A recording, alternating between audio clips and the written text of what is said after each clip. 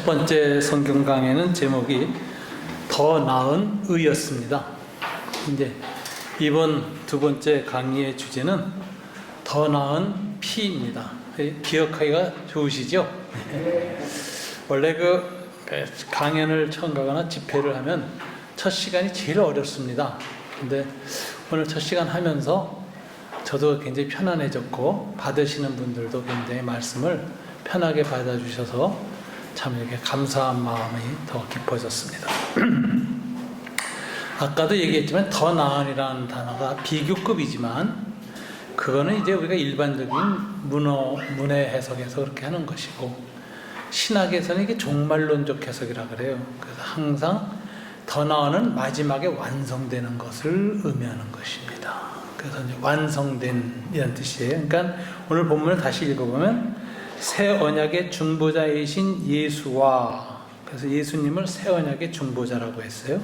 그 다음에 및 아벨의 피보다 더 나은 것을 말하는 뿌린 피, 그러니까 아벨의 피보다 더 나은 피. 그리고 세 번째 설명이 뿌린 피죠. 그러니까 예수의 피를 설명하는데 새 언약의 중보자의 피고 아벨의 피보다 더 나은 피고 그리고 뿌린 피다, 이렇게 설명을 해요. 근데 이제 요 예수님에 대해서 설명을 하면서 이것은 우리의 삶의 자리다, 신앙의 자리, 우리가 믿음으로 서 있는 자리가 여기다. 그래서 이제 우리 22절에 보면 그러나 너희가 이른 곳은 시온산과, 이거 다 상징입니다. 하나님의 임재가 있었던 시온산, 살아계신 하나님의 도성인 하늘의 예루살렘과 천만 천사와 하늘에 기록된 장자들의 모임과 교회와 및 만민의 심판자이신 하나님과 및 온전하게 된 의인의 영들과, 이건 다 계시록에 보면 마지막에 하나님 앞에서 찬양을 드리는 무리들이에요. 그러면서 이제 너희가 이런 곳을 했으니까 이제 히브리서를 쓰면서 히브리서 기자는 히브리 교인들을 얘기하는 거예요. 히브리서를 받는 교인들이 이런 곳은 바로 그런 자리다. 그러면서 마지막에 우리들이 존재가 디디고 있는 디딤돌 자리를 설명할 때 새 언약의 중보자이신 예수, 그리고 아벨의 피보다 더 나은 피, 그리고 뿌린 피 위에 서 있다, 이렇게 얘기했어요. 그러니까 저와 여러분이 우리가 하나님 앞에 서 있는 자리는 예수의 피 위에 서 있다, 이것을 이제 히브리서 기자가 강조하고 있습니다. 근데 제가 더 나은 피라는 제목을 잡았기 때문에 오늘 본문에 나오는 얘기죠. 이 더 나은 피라는 게 이제 어떤 피인가 하는 것을 다시 한번 이 시간에 좀 정돈을 해나가겠습니다. 첫째는 이 더 나은이라는 이 표현이 아벨의 피하고 비교하고 있습니다. 아벨의 피보다 더 나은 피, 예수의 뿌린 피, 이렇게 설명하거든요. 우리 인간은 두 피 사이에 서 있습니다. 항상 하나님이 보실 때는 아벨의 피 쪽에 서 있느냐 예수의 피 쪽에 서 있느냐로 인간은 이제 갈라지는 거예요. 서 있는 자리가. 아벨의 피라는 건 뭐냐, 성경에 보면 아벨이라는 사람이 맨 처음에 에덴 동산 이후에 가인과 아벨의 형제가 전 싸움을 합니다. 그래서 이제 아벨이 죽임을 당해요. 죽임을 당했는데 아무도 모를 줄 알았는데 아벨이 그냥 죽은 걸로 끝나지 않고 하나님은 아벨이 그 땅에서 흘린 피로 하나님께 울부짖는다, 이렇게 얘기를 해요. 그리고 하나님은 온 우주의 재판장으로서 땅에서 울려 퍼지는 아벨의 핏소리를 듣고 지상에 강림을 하세요. 그리고 가인에게 그 책벌을 내리십니다. 그러니까 하늘의 재판장이신 주님께서 인간의 삶의 자리에 임재하셔가지고 선악간의 판단을 내리게 하는데 결정적인 역할을 누가 했느냐, 아벨의 핏소리가 했다, 이렇게 되어 있어요. 그래서 아벨의 피라는 건 우리가 생각할 게 가장 많은데 해석은 딱 하나입니다. 이것은 그 의미로 봐야 돼요. 그래서 이제 여러 가지 아벨의 피를 해석하는데 그 프랑스 이 사회학을 전공한 구약학자들은 그 이제 문화인류학적인 해석을 해요. 그 사람들이 자유주의다 보니까 성경 해석도 참 여러 가지가 있습니다. 아벨은 농경 문화의 대표자로 봐요. 문화인류학으로 보면. 그런데 가인은 농경문화, 아벨은 유목문화. 근데 농경민이 힘이 있을까요? 유목민이 힘이 있을까요? 농민은 정주자예요. 유목민은 떠돌이에요. 그래서 항상 도시를 이루고 인구가 집중되고 산업이 발달하면서 도시국가를 완성하는 건 농민들이 중심이 돼서 하는 거예요. 유목민들은 그럴 일이 없어요. 그래서 인간의 강자는 항상 농민들이었고, 이 가인과 아벨의 이야기는 단순한 그 아담의 두 아들 개인과 개인의 문제가 아니라 인류가 타락한 이후에 이 집단 인격으로 보는 거죠. 인류 문명이 유목민, 이 노매드 이 문명하고 정주자, 이 농업 중심의 문명 사이에서의 엄청난 전쟁과 살육을 상징하는 두 인물이다. 그래서 두 사람을 개인으로 보기보다는 문명을 대표하는 문화 인류학적 인간으로 해석하는 게 하나 있습니다. 요거는 이제 구약학에서 이제 상당히 이제 진보적인 관점을 가진 사람들 주로 해석하고, 캐토릭 신부들이 그렇게 많이 해석해요. 제가 그 캐토릭 성서 해석책을 많이 봤는데 깜짝 놀랐는데 굉장히 진보적이에요. 말하자면 이제 개인적인 어떤 우리가 갖고 있는 전통적인 믿음은 상당히 없어졌고, 어떻게 구약을 연구하는데 어떻게 이렇게까지 신앙이 해체됐을까? 이런 생각이 들 정도의 그 리버럴한 해석을 참 많이 합니다. 그래서 이제 깜짝 놀랐는데 그런 해석도 있고요. 두 번째는 가인과 아벨의 이야기를 가지고 이제 심리학적 설명을 하는데, 이 아벨을 죽인 것은 가인에게 있어서 이제 말하자면 첫 그 죄의 결과거든요. 원죄가 실제로 자범죄로 나타난 거예요. 그러니까 타락한 이후에 죄의 본능을 어기지 못하는데, 그것이 행동으로 나타난 첫 번째 행위로서의 범죄입니다. 이게 형제살인데 하나님이 이렇게 얘기해요. 가인에게 나타나서 그 얘기합니다. 야, 지금 너는 하나님이 이제 이 제물을 받았는데, 아벨의 제물은 받으시고 가인의 제물은 거절하셨다 그래요. 그죠? 그럼 왜 아벨의 제물은 받아서 가인의 제물은 거절하셨을까? 어떤 분들은 가인은 목축을 해서 양을 가지고 제사를 드려서 이게 와서 예수님의 대속의 피를 상징하는 그런 믿음의 제사를 드린 거고, 이게 굉장히 기독론적입니다. 구원론적이고. 정말 그랬을까? 그건 결과론적인 해석은 할 수 있지만, 당시에 아벨이 오실 하나님의 어린 양 메시아를 내다보면서 양을 잡았다 이렇게 말하기는 참 어려워요. 그건 참 어려워요. 그런데 잡았다. 그래서 하나님이 이 양으로 드린 제사는 잘 받으셨고, 가인은 농사꾼이잖아요. 농산물로 제사를 드렸어요. 근데 오늘 본문에 제사를 드린 것 보면 이게 추수감사절일 가능성이 많아요. 그 열매를 가지고 드렸어요. 근데 하나님이 안 받으셨습니다. 그래서 어떤 분들은 하나님은 육식을 좋아하시나? 양고기는 받으시고, 이 농산물은 안 받으시는가? 그렇게 해석할 수가 없는 게, 나중에 이제 제사법에 보면 이 곡식을 가지고 드리는 제사가 있고, 하나님이 그것을 소제라고 해서 받으십니다. 그죠? 하나님이 이 제물의 종류 때문에 가인의 제물을 거절하신 것은 아니다. 이렇게 봐요. 근데 이제 그럼 왜 가인의 제물을 거절하셨을까? 이게 이제 이 제물 또는 예배에 관한 예배학에서 이제 다시 해석하는데, 사도 바울은 예배학을 이렇게 말합니다. 너희 몸을 거룩한 산 제사로 드리라. 이렇게 얘기해요. 산 제사로 드릴 때 몸을 드린다 하는 말은 자기 삶을 드린다는 의미예요. 몸으로 하나님께 온전한 예배를 드린다. 그래서 이제 삶 자체를 예배가 되게 하라.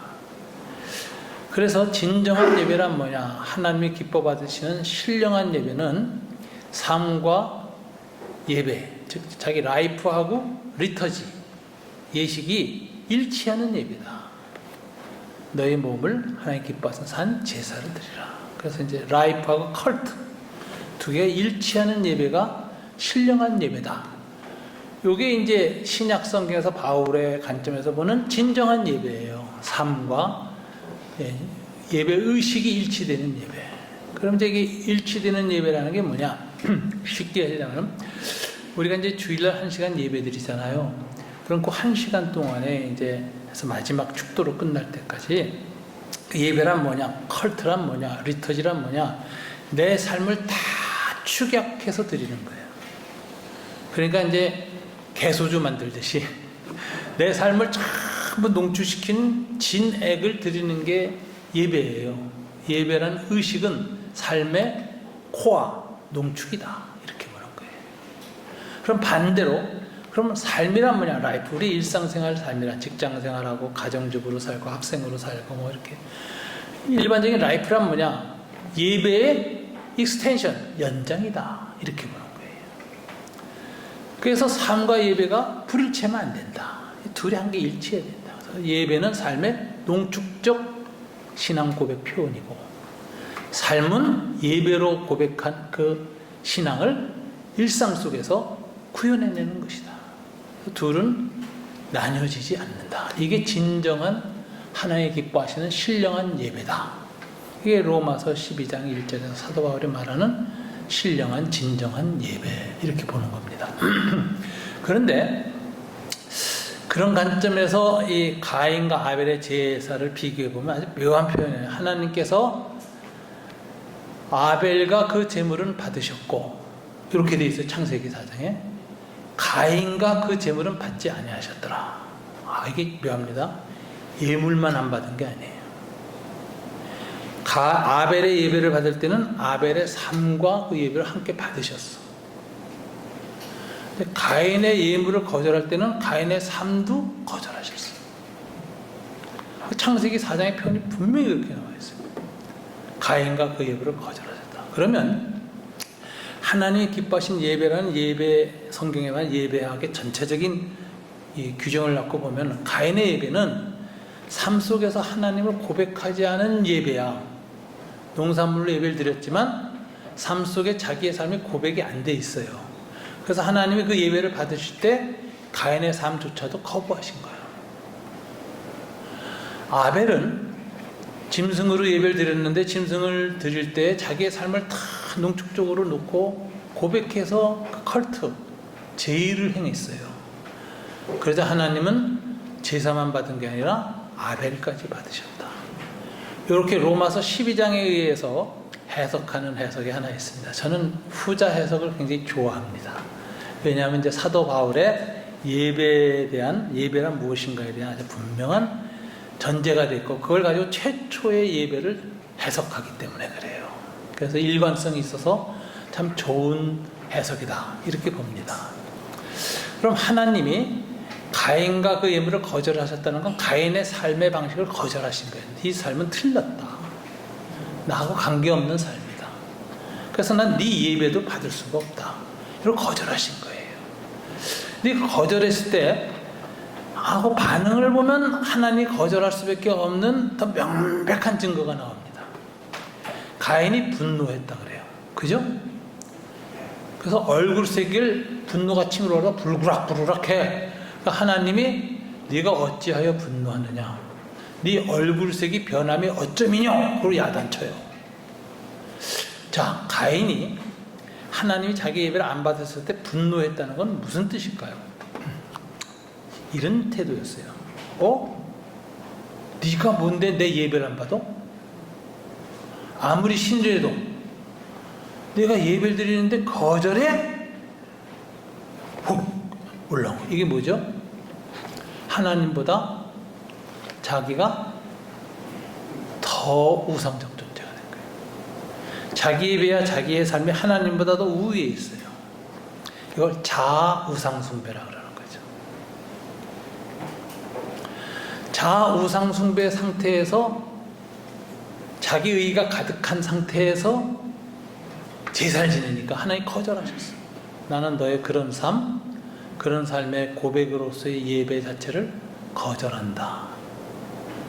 그러니까 이 자기 우상성이 된 예배였다는 걸 보여주는 이 카인의 반응이 오! 분노! 울그락불그락! 그러면서 막 아니 아무리 하나님이라도 내 예배를 거절해? 그리고 막 분을 사귀고 있어요. 하나님 그 장면을 보면서 네 마음의 상태가 지금 죄가 문 앞에서 너를 향해 웅크리고 있느니라, 이런 아주 표현을 씁니다. 이거는 히브리 전형적 표현으로 짐승이 움막 밖에서 사람이 나오면 덮치려고 사자가 웅크리고 있는 그런 동사예요. 하나님 그런 그 동사를 사용하면서 지금 네 심리 상태가 하나님 앞에 네 자신의 예배나 네 삶이 절대화되어 있고, 그리고 하나님이 거절한다고 분노하는 거의 우상적인 꼭대기로 올라선 상태에서 지금 너는 어떤 상태냐? 죄에게 사로잡히기 딱 좋은 상태다. 죄의 포로가 되기 일보 직전이다. 그러면서 이렇게 말한다. 그러므로 너는 죄에게 지지 말고 죄를 다스려라. 이래요. 근데 그거하고 똑같은 시형 구절이 어디서 나오느냐? 3장에 나오는데, 창세기 3장에 이제 여자가 남자를 이제 이렇게 꼬드기고 이랬을 때 하나님이 이제 하와한테 주는 저 중에 이렇게 말해요.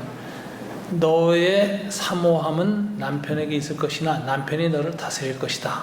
이게 창세기 3장에 나와요. 타락한 여성의 실존에 대해서. 그러면은 그래서 여인의 사모함이라는 건 뭐냐?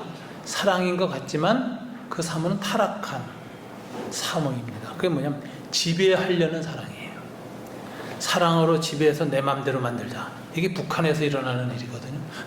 주성님도 사랑으로 사랑해서 마음대로 로봇으로 만드는 거. 이 사랑이라는 건 결과가 상대방에 대한 인격적, 자율적 자유를 신장해줘야지, 사랑하고 억압하는 것은 이건 사랑이 아닙니다. 그죠? 사랑을 가장한 폭력이고 억압입니다. 하나님이 그 사랑의 본질을 정확하게 보셨어요. 그래서 여자한테 네가 타락한 이후에는 남편을 사모할 것이나 라는 그 단어하고, 죄가 너를 사모함이 지금 문 앞에서 짐승이 웅크리기는 것 같다. 죄의 사모함이라는 그 단어가 히브리어로 똑같은 단어를 썼어요. 그래서 이걸 시편으로 보면 서로 쌍을 이루는 기절이에요. 그러니까 하와가 아담을 지배하려고 하는 욕망, 표현으로서의 그 사모함이라는 거나, 죄가 짐승처럼 문 앞에서 가인을 지배하려고 하는 상태가 똑같다라는 거예요. 그러면서 재미난 사실은 너는 남편을 사모할 것이나 지배는 누가 해? 남편이 너를 다스릴 것이다.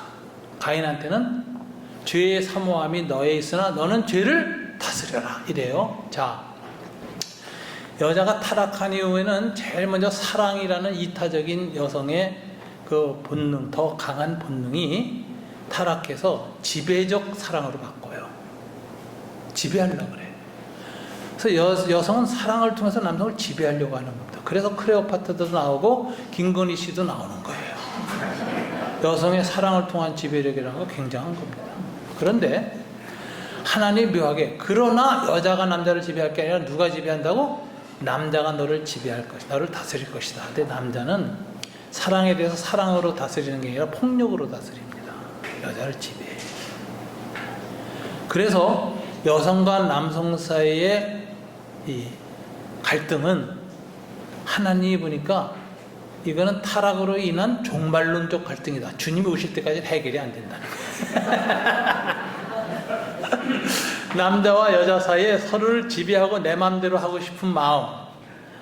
여자분들이 그 잔소리가 커지는 이유도 그 말을 안 들으니까 그렇잖아. 지배가 안 되니까. 그리고 남자들이 잔소리 싫다고 자꾸 딴짓하잖아요. 뻗대고. 다 그게 이제 지배욕이에요. 근데 이 남녀 사이의 이 양성 간의 갈등은 아무리 뭐 페미니즘이 발달하고 뭐가 양성론이 발달하고 해도 해결 안 된다. 그거는 인간의 타락한 현실의 문제고, 주님이 재림하셔서 남성과 여성의 그 본성이 변화될 때, 그리스도의 사랑으로 가득 찰 때까지는 주님이 오실 때까지 계속될 것이다. 그래서 나는 뭐 클레오파트라 얘기나 건희 씨 얘기나 이건 앞으로도 계속 2탄, 3탄 나온다. 이렇게 생각하는 아주 인간의 아주 본성적인 현상입니다. 그 지배 욕구라는 게 그렇게 무서운 거예요. 그 이제 가인에 대해서도 하나님이 죄의 지배 욕구가 너를 향해서 가득하지만 너는 죄에게 지배당하지 말고 오히려 죄를 다스려라. 그 말에 따라서 그 분노나 그 욕구를 이겼으면 다행인데 못 이겼죠. 결과가 뭐죠? 아벨을 죽인 사건입니다. 그래서 인류의 최초의 죄의 원형은 폭력이에요. 폭력.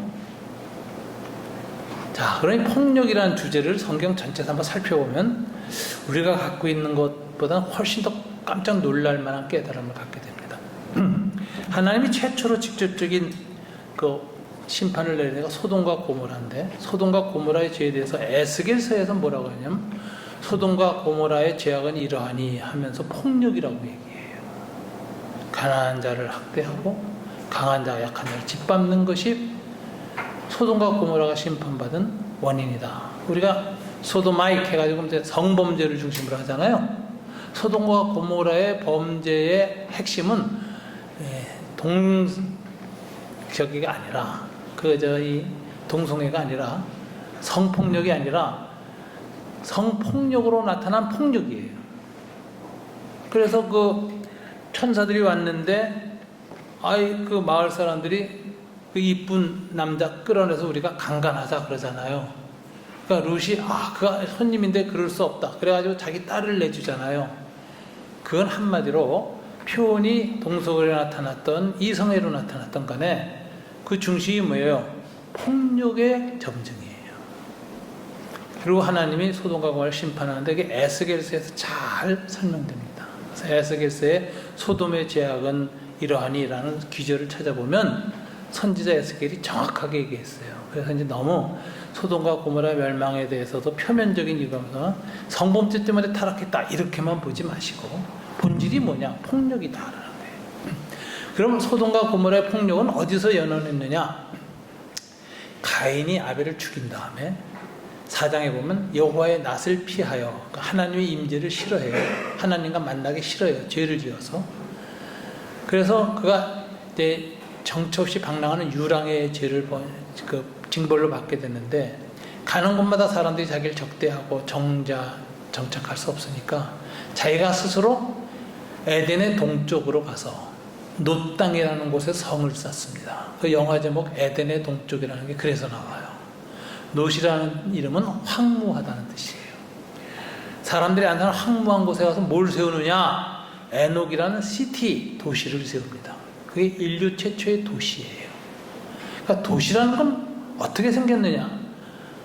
가인의 죄와 누군가가 자기를 죽일 것이라고 되는 불안에 대한 방어 본능.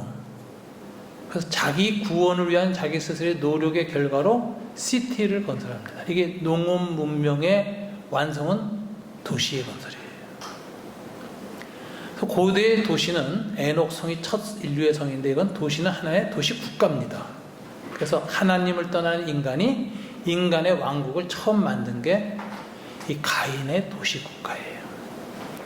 근데 창세기에 가만히 보면은 그 에녹이라는 도시에서 온갖 인간의 문명이 나옵니다. 그래서 맨 처음엔 농업 문명, 육축하는 거, 농사 짓는 것을 하죠. 그 다음에 기계 문명, 기계를 만드는 사람이 나오죠. 그 다음에 악기를 치는 대중문화 예술이 이제 거기서 탄생하는데 이게 다 뭐냐? 하나님을 잃어버린 인간이 하나님의 채울 수 없는 빈 공간을 뭐로 채우느냐? 농업을 통해서 식량을 확보함으로써 안정감을 찾고, 그다음에 두 번째는 기계 기술 문명이나 이런 걸 발전시켜서 인간의 자기 힘으로 육체로 할 수 없는 어떤 전능성을 대표해요. 이게 이제 기계적 전능성이라는 거예요. 그걸 차지하고, 그 다음에 인간의 상실한 마음을 허무하고 죽음 앞에서 시달리는 실존적인 인간 존재에 대한 위로를 스스로 하는 노래를 예술을 만들어서 모든 인간의 예술은 인본주의 예술의 특징은 타락한 인간 자체의 운명을 위로하는 자기 위로의 수단으로서 예술이 나와요. 그래서 낙관적인 노래보다는 이거 비애의 슬픔을 담은 노래가 훨씬 좋아. 위로가 되니까. 이게 그 에녹이라는 인간의 타락한 도시국가에서 만들어진 세 가지 문명이에요. 식량, 안보, 기계기술 문명, 그리고 예술, 대중예술. 이게 결합돼서 도시 문명을 만들어요. 그래서 이제 프랑스의 이제 유명한 그 기독교 사상가 자코 엘룰이 쓴 The Meaning of City, 도시라는 의미 보면 거기서 그걸 얘기해요. 도시라는 것은 하나님을 떠난 인간의 반신성, 대체 우상이 가득한 곳이 도시다. 그래서 도시는 나중에 심판받는 곳으로 나와요. 바벨론 성, 음녀. 그리고 하나님 새로운 도시를 건설하신다. 도시가 메타포예요. 하늘에 새 하늘과 새 땅, 새 예루살렘이 내려온다. 그런데 계시록에 나타난 새 예루살렘 도시는 청계천이에요. 가운데 생명수가 흘러. 양쪽에 그 물로 말미암은 온갖 치료하는 나무가 가득해. 그래서 모든 사람이 그 생명수가 강 양쪽을 걸으면서 하나님을 찬양하고, 그 물이 흘러나오는 근원은 어린 양 보좌야. 그 어린 양 보좌는 이제 하나님의 임재의 장소가 성전이에요. 성전. 하나님의 중심, 임재의 장소에서 생명수가 흘러나오면서 모두가 살아나. 그래서 새 예루살렘은 도시와 전원의 이분법이 통합되는 완벽한 도성이에요. 완성된. 그래서 거기서 전원과 도시가 통합됩니다. 도시 안에 전원이 있고 전원 안에 도시가 있는 거예요. 우린 인간이 만든 문명은 인간을 자연으로부터 소외시킵니다. 그게 이제 산업혁명 때 일어나잖아요. 그래서 이제 소외된 상태 속에서 잃어버린 자연에 대한 향수를 산업화돼가는 사회 속에서 그리워해요. 그게 소위 로맨티시즘이거든요. 낭만주의. 그래서 그 밀레의 만종 같은 데 보면은 그 사람이 밭에서 노동하면서 자연 지평선 너머에 보이지 않는 교회가 보이고 종소리가 들리고 기도하는 모습을 보면서 노동과 자연 속에서의 노동의 아름다움을 다시 드러내는데, 그게 많은 사람한테 극찬을 받은 이유는 산업화된 사회 속에서 살게 된 인간들이 갖고 있는 폐허를, 공허감을 그 그림이 만족시켜 주니까 굉장히 그때 그때가 로맨티시즘의 시대예요. 그래서 이제 작가로는 헤르만 헤세 같은 사람이 독일 낭만주의의 대표 초기작들이 수레바퀴 밑에서 이런 것들 보면은 다 그 독일 낭만주의 문학의 대표가 나옵니다. 그래가지고 자연의 아름다움, 이런 것들이 도시를 떠나서 시골로 들어가서 사는 사람들의 그 아름다움을 많이 그려내고 하는데, 제가 듣기에는 우리 차 목사님이 그런 기질이 좀 있으시다. 아주 좋습니다. 이게 로맨티시즘을 잊어버리면 산업화 도시화된 거예요. 그래서 신앙이 회복될 때에는 새 예루살렘, 새 땅이 이루어지는 것은 인간이 잃어버린 자연에 대한 회복을 하게 된다는 거예요. 자연에 대한 감수성이 굉장히 높아진다는 거예요. 그래서 인간 구원은 자연과의 소외가 아니다. 자연과의 새로운 통합. 이게 인간 구원의 현실이라는 거예요. 그래서 이 로맨티시즘이 회복된다는 건 굉장히 좋은 일입니다. 저도 신앙생활을 하면서 노년으로 들어가면 감상적이 돼요. 잘 울어요. 가슴이 뭉클해져요. 왜냐? 여성 호르몬이 많이 나와. 그래서 제가 가끔 카밍아웃 합니다. 저는 겉으로 보면 남자지만 속으로는 여자예요. 호르몬으로는 난 여자예요. 그래. 그런데 그때 회복되는 게 남자들한테 로맨티시즘이에요. 근데 이 로맨티시즘이 회복된다는 건 신앙적으로 좋은 겁니다. 왜냐하면 원형으로 돌아가는 거예요. 그래서 이 도시화라는 것이 창세기 보면 인간의 타락한 이후 하나님을 떠난 인간이 인간으로서 대체물을 만드는 문명과 소사이어티가 도시예요. 그러니까 도시가 굉장히 나쁘게 표현되어 있습니다. 굉장히 부정적으로. 그런데 이제 가인의 첫 왕국 에녹 다이내스티, 에녹 제국의 7번째가 왕이 나오는데, 이놈이 그 제국의 통치 이념을 노래로 불러요. 이게 람에게 검가라는 거예요. 칼 들고 춤추면서 노래를 하는데 뭐라고 하냐? 아다와 실라여 내 말을 들으라. 아다와 실라는 그의 두 아내예요.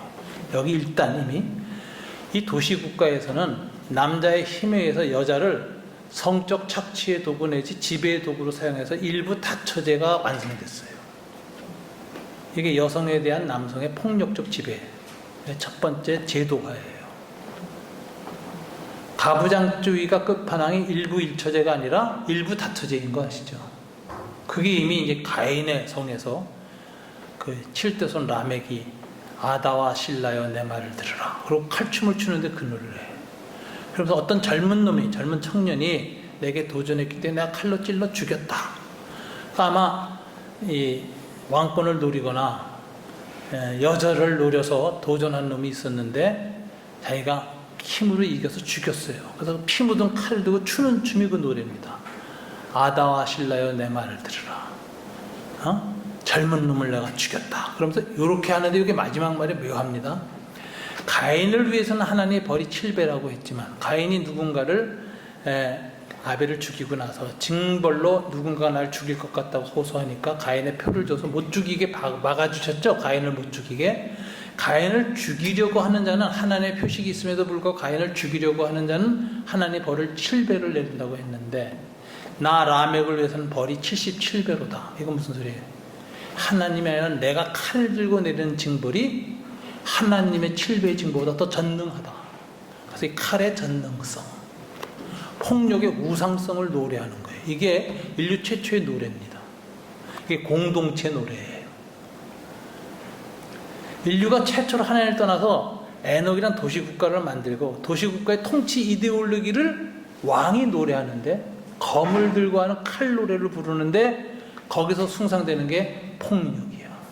폭력의 우상화. 그걸 자랑해. 그리고 그 폭력이 가인의 왕국에서 끝나지 않고 노아 때 가면은 온 인류에게 다 번졌어. 그래서 하나님이 노아한테 그러죠. 땅에 내가 인간 지었음을 정말 후회하는데 모든 인간이 패역함이라. 강포함이라. 강포라는 단어가 반복해서 나와요. 그건 뭐냐? 바이오런스. 폭력이 땅에 가득했기 때문이다. 대홍수 심판의 원인이 뭘까요? 폭력이에요. 여러분 이거 굉장히 관련합니다. 이 카인이 아벨을 죽인 폭력이 완전히 도시화되고 공동체화되고 문명화돼가지고 폭력 문명으로 인간이 꽉 차니까 하나님 심판하세요. 아까도 얘기했죠. 소돔과 고모라. 겉으로 드러난 건 성폭력이지만 그 본질은 뭐예요? 폭력이야. 그 하나님이 직접 심판해. 자, 아합을 하나님이 심판하죠. 이세벨을. 제가 3년 전에 아합과 이세벨의 등장이라는 글을 썼어요. 윤석열 대통령하고 김건희를 비교한 글이에요. 그랬는데 그게 굉장히 돌았어요. 유튜브 상에서. 그러니까 저하고 박철수 목사님하고 강경민 목사님하고 이만열 선생님이 공동 저자로 냈거든요. 이 복음주의권이 굉장히 돌았어요. 그게 이제 CCC에서 들어갔어요. 딱 2년이 지나니까 강남에 있는 CCC맨들이 많은 교회에서 2년 후에 겨우 봤어. 초기에 못 보고. 그리고 나한테 엄청 항의를 하더라고. 그래서 굉장히 아합과 이세벨만 생각하면 그때 생각이 나. 굉장히 혼났네. 그리고 이제 제가 두 번째는 윤석열 정권이 들었을 때 제가 이제 젊은 날에 이제 문학 공부를 많이 한 문학도였거든요. 그래서 이제 신춘 문예 준비하고 막 그랬는데 저는 섹스피어의 그 전집을 다 시나리오 연극 독본으로 다 읽었어요. 근데 인상 깊었던 장면이 맥베스예요. 맥베스 보면 맥베스 장군이 전쟁에서 이제 돌아오는데 4대 비극 중에 하나인데 마녀들이 나타나서 맥베스가 왕이 될 것이라 예언해요. 이 예언에 꽂힌 게 맥베스 마누라야. 그래가지고 덩컨한테 이게 쿠데타 이르도록 하는데 이 맥베스가 마음이 약해서 덩컨왕을 칼로 못 찔러. 덜덜 떠는데 맥베스 부인이 두 손을 딱 잡아서 확 찔러가지고 피가 튀어서 맥베스 부인의 손에 다 들어옵니다. 근데 맨 마지막에 이제 쿠데타가 일어나서 맥베스가 죽어요. 반란. 그런데 이 맥베스, 미세스 맥베스 미쳤어. 몽유병 환자가 돼. 그래서 어떻게 죽느냐? 미쳐서 돌아다니면서 계속 손을 씻어. 이 피 그러면서. 아, 굉장히 상징적인 얘기예요. 저는 초기에 딱 우리 교회 교인들 알았어요. 지금 미세스 맥베스가 나타났습니다. 그랬어요. 그랬더니 얼마 후에 조국 씨가 그 얘기를 했더라고. 그 다음에 영국에서 이렇게 나왔어요. 미세스 맥베스라고. 그리고 레이디 맥베스의 비극. 근데 이제 제가 이제 굉장히 촉이 있었어요. 이건 굉장히 위험한 사건이다. 그래서 아합과 이세벨 얘기했는데, 제가 아합과 이세벨 얘기 왜 하냐? 아합과 이세벨이 우상숭배 많이 해서 죽지 않습니다. 여러분 그 아합과 이세벨 열왕기를 잘 보면요. 갈멜산을 위해서 싸움질하고 우상숭배자고 할 때도 하나님이 엘리야를 통해서 우상숭배자 다 죽이고 해서도 아합과 이세벨 안 죽이셔. 근데 언제 죽을까요? 나봇의 포도원을 뺏고 나봇을 죽였을 때, 나봇의 피가 쫙 흐르니까 하나님이 그때서야 아합의 집이 나봇의 집처럼 멸망당할 것이다. 아합의 시체를 피를 개들이 핥고 이세벨의 시체를 개들이 먹을 것이다. 왜냐하면 이세벨이 나봇의 시체를 개한테 던져가서 개들이 다 먹었거든. 그게 선지자 엘리야에서 예언이 됩니다. 여기서 생각할 것은 우상숭배는 하나님 좀 봐줘요. 그냥 회개만 하면 돼. 우상숭배는 다른 신 섬겼다고. 그런데 우상숭배를 하는 것 위에 마지막 가야 되는 범죄가 살육이야. 폭력. 신천지하고 통일교하고 같이 붙는 거 하나님 봐줘요. 그것까지 참어. 근데 12.3 사태로 다 죽인다. 폭력은 하나님이 안 참아. 심판해. 아합과 이세벨 사건 가만히 보세요. 하나님이 우상숭배할 땐 그래도 참으시네. 근데 선을 딱 넘은 건 나봇의 포도원 사건이에요. 이만큼 폭력이 무서운 겁니다. 자, 이 폭력이라는 주제를 놓고 오늘날 우리의 문명을 보면요, 우리 사회의 인간이 폭력을 가장 끊임없이 역사를 해왔는데, 제일 먼저 이념 또는 민족 또는 종교에 의해서 다른 종족을 말살하는 행위, 그리고 종족살해라 그러죠. 이 사회는 인류 역사에서 인간이 저지를 수 있는 죄 중에 가장 큰 죄입니다. 그거 많이 했어요. 대표적인 게 히틀러가 유대인들 종족 말살한 거예요. 제노사이드라고 영어로 그래요. 그 다음에 나하고 정치적 이념이 다르다고 해서, 이데올로기가 다르다고 해서 싹 죽이는 거. 이데올로기에 의해, 이데올로기는 사상의 범죄예요. 이거 가지고는 처벌 못합니다. 그래서 이 반공법이 국제인권법에 어긋나는 거예요. 머릿속에 공산주의 사상 가졌다고 처벌하는 데가 어디 있어. 만약 하나님의 검사가 머릿속에서 내가 음란한 생각했다고 간음죄로 잡아놓고 뭐 도둑질 잘 생각했다고 잡아놓고 하면 다 잡혀가게. 머릿속에 있는 생각이 행동으로 옮겨서 형법상의 명백한 해가 됐을 때 심판을 받습니다. 공산주의도 사상만 갖고는 심판 못해요.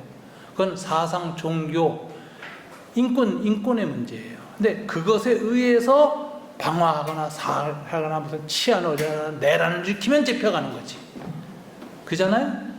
그래서 이 죄라는 건 항상 구체적으로 실행될 때 이제 실정법이 관여하는 건데, 그 사람이 머릿속에 나하고 다른 사상을 갖고 있다고 정죄하고 죽여.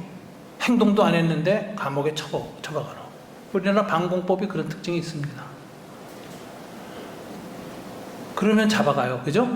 옛날에 빨간 책 갖고 있으면 잡혀갔어. 그런 식으로 잡아갔어요. 이거는 대표적인 제노사이드의 첫 단계예요. 사상, 종교, 어떤 신념의 차이 때문에 상대방을 죽이려고 하는 구체적인 실정법상의 죄를 안 범했는데도 잡아가두는 것. 그 다음에 이제 옛날에는 감옥에 갖다 나왔거나 감옥에 가기 전에도 예비검속이라고 일제시대에는 미리 잡아다가 집어넣는 게 있어. 너는 범죄의 가능성이 있으므로 미리 잡아놓는다. 예비검속이라고 그래요. 이게 아주 일제시대 때 박정희 때까지는 아주 굉장히 흔했습니다. 그래서 박정희 때에는 무슨 일이 생기면 미리 경찰하고 특공대가 정치적으로 반대하는 사람 집 옆에 와 있다가 대통령이 발표하자마자 들이닥쳐서 잡아가. 그 예비검속이라고 그랬어. 이번에는 그게 없었어요. 아주 신기해요. 미리 문 앞에서 대기하고 있다가 윤 대통령이 발표하자마자 바로 이재명이니 뭐니 국회의원 다 싹 잡아가서 끝나는데 왜 저거 안 했지? 아주 신기해요. 12월 3일이라는 날짜가 결정된 건 아직도 미스테리입니다. 아무도 몰라요. 단지 윤석열 대통령이 취임하고 1000일이라는 것만 알고. 그래서 그 작전명이 노상원이 천 무슨 일이야. 작전에 첫자를 붙였어. 네, 굉장히 이렇게 노상원이나 김건희가 무속적인 충동에 의해서 12.3을 D-Day로 잡았는데 준비가 안 되고 터뜨린 거예요. 그래서 실패한 거예요. 저는 만일 그랬다면 이건 하나님의 작품이다. 하나님이 악한 놈들 멸망시킬 때 미혹해하는 영을 보내서 이상한 종교적 신념을 가지고 일을 저지르는데 망하는 경우가 많아요. 구약에 보니까. 그래서 이게 정말 그래서 했다면 이거는 하나님 무당통해서 역사한 거다. 이런 생각이 들 정도예요. 신비해요. 근데 이제 그 예비금속이라는 게 일제시대부터 있었고 반공법 있을 때 있었는데 이제 요즘은 이제 그게 안 하는 것 같아 진짜. 그래서 참 많이 발전했네 그나마도 이렇게 봐요. 그런데 이제 예비금속을 해가지고 검성만 해서 했다는 게 아니라 아주 싹 죽여버리는 게 있어요. 제노사이드, 학살. 이게 이제 언제부터 시작된 한국에서는요.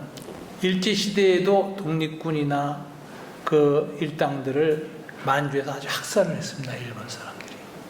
그 제노사이드가 굉장히 심각하게 일어나서 양민학살이라고 하는 사건이 생기죠.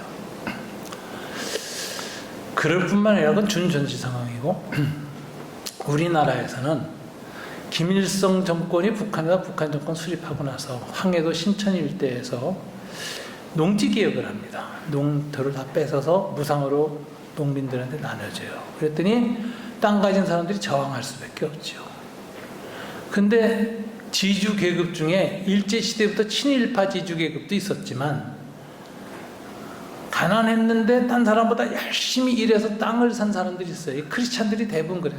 크리스찬들이 대부분 선천 지역에 있던 그리스도인이 대부분 귀족 계급이 아닙니다. 중간 계층이었어요. 이 사람들이 예수 믿고 성실하게 돼가지고 얼마나 열심히 일제시대 일하고 해가지고 초기 자본주의자가 된 거예요. 자본을 가진 거예요. 그래서 땅을 샀어요. 지주가 됐어요. 장로님이라는. 김일성이 땅을 뺏으려니까 이 사람들이 저항하니까 이 사람들이 인민재판에서 죽였습니다. 그래가지고 그 장로님 아들들이 기독청년이죠. 인민재판 열려서 동네 친구들이 붉은기 꽂고 아버지를 죽였어. 그래서 상처를 가지고 남쪽으로 내려오는데 우리 영락교회 목사님도 그때 북한에서 같이 내려와요. 김일성한테 모든 권력을 뺏기니까 김일성에 반대했던 분 내려와요. 그 다음에 우리 중립적인 민족주의에 줬다는 우리 정말 조만식 선생님은 거기서 돌아가시고, 그리고 하여튼 그런 사람들이 전부 다 내려옵니다. 그러니까 이 사람들의 마음속에 공산주의에 대한 증오가 가득 차죠. 죽였잖아. 자기 아버지보다 지주계급으로 몰아서 뺏었잖아.